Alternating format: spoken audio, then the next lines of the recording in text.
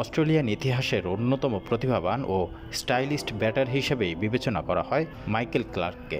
অবসর নেয়ার 1 দশক পর সেই ক্লার্ক পেয়েছেন দারুণ এক সম্মান।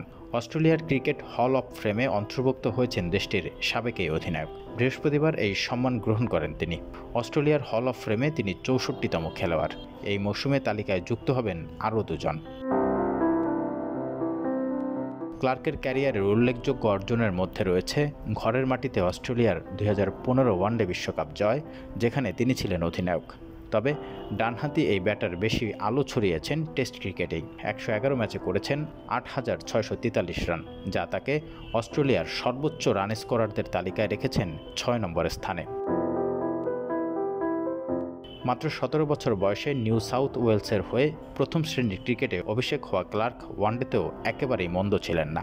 7981 রানের মাধ্যমে তিনি অজিদের এই ফরম্যাটে সবচেয়ে বেশি রান স্কোরারদের তালিকায় আছেন 4র্থ স্থানে। 2004 সালে ভারত সফরে টেস্ট অভিষেকেই হইচই ফেলে দেন মাইকেল ক্লার্ক। 151 রান করে হন ম্যাচ সেরা। এই ভারতের বিপক্ষে 2011-12 মৌসুমে তার ব্যাট থেকে আসে ক্যারিয়ারের সর্বোচ্চ 329 রান। ষষ্ঠ অস্ট্রেলিয়ান ব্যাটার হিসাবে সেবার টেস্ট ট্রিপল সেঞ্চুরি করেন ক্লার্ক। টেস্ট অধিনায়কত্ব পান 2011 সালে। স্থলাভিষিক্ত হন আরেক অস্ট্রেলিয়ান গ্রেট রিকি পন্টিংয়ের।